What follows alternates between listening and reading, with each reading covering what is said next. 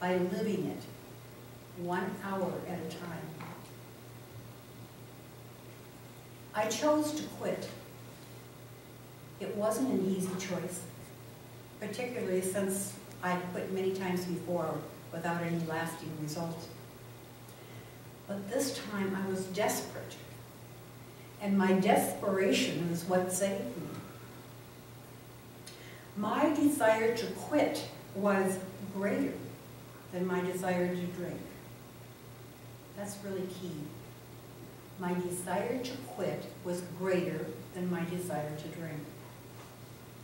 The reason that's so important is that it's through my desires that I create my life. It's through my desires that I attract to me the next step that takes me to my next adventure. That knowledge, however, did not make quitting any easier, not at least not in the beginning. Every day of my early days of sobriety, I longed for my alcohol friend. It wasn't the drink I missed. It was the high. It was that feeling of power and knowledge and clarity and acceptance that I would get with that first drink. So I'd have the second, and the high would go away.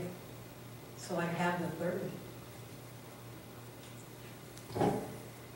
It was a shattering awareness to learn that to have a decent life, one without the shame and guilt caused by hiding who I was, meant giving up my alcohol friend.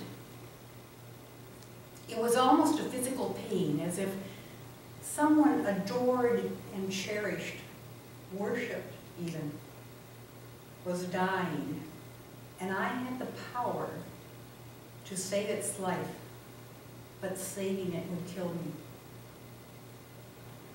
I felt so very sad, so very confused, so very, very alone. I know from my years of study that awareness is an awesome tool. So I spent days, weeks, analyzing why I had become an alcoholic. I meditated and journaled. I finally arrived at the awareness that I drank because I believed I was unworthy. Something learned at my daddy's knee. Not that he actually told me I was unworthy, but because he had never told me I wasn't. An extremely important omission in a child's well-being.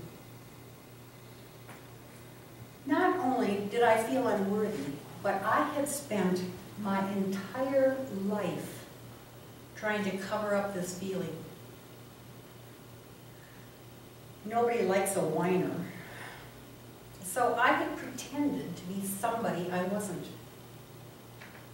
So not only was I unworthy, but I was a phony. Facing that awareness was one bleak day. I crawled into bed, covered my head, and I didn't get up for about a week. Finally, I realized that I had to do something for myself. I mean, I couldn't stay in bed the rest of my life. For years, I had studied the power of beliefs. I knew that I should be able to overcome any old belief by adopting a new one. I knew no way to overcome the belief of unworthiness without totally accepting the idea that I am one with God.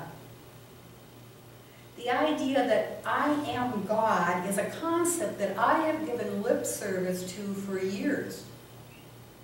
But now it was crunch time.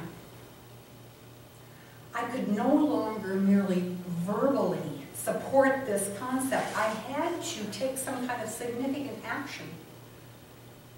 I had to if I wanted to live a whole, complete life. I I knew in my heart that God unity was the only belief that I could accept that would put to death the feeling of unworthiness. If I could not accept and embrace the fact that God is in me as me, then I would spend the rest of my life just looking over my shoulder for that one little trigger that would cause me to drink again. I could not conceive of living my life in such fear.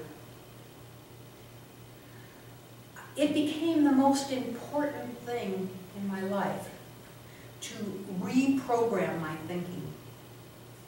So I used all the tools I knew, the same tools that I teach in my classes.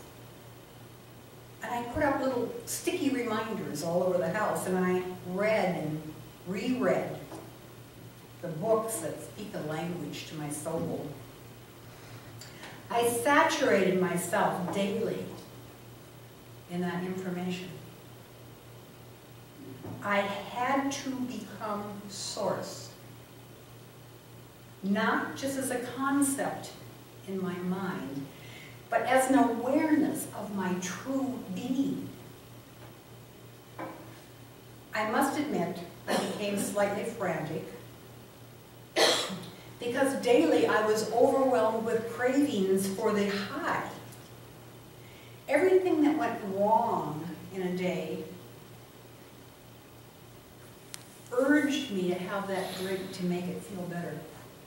Everything that went good in a day urged me to use a drink to celebrate. Daily, I was clinging to sobriety with slippery fingers, waiting for that single, too strong suggestion that would push me back down that smooth, wet slope. Meditation became my solace. I began asking, actually begging for help to release me from the cravings and to help me to understand and accept unity with God. How can I know who I am? I would beg. How can I know God in me? The days went slowly and painfully by. I continued asking for help every morning in my meditation, every night in my prayers, sometimes in anger and frustration, often in tears. Excuse me.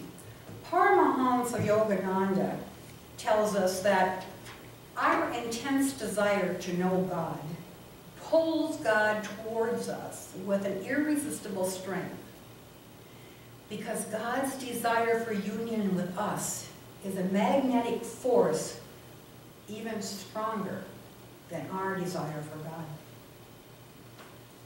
One morning, several weeks without a drink, but not, unfortunately, without the cravings for the high, I went into meditation asking once again how I could know God as myself. This time, I just waited. I was too tired, too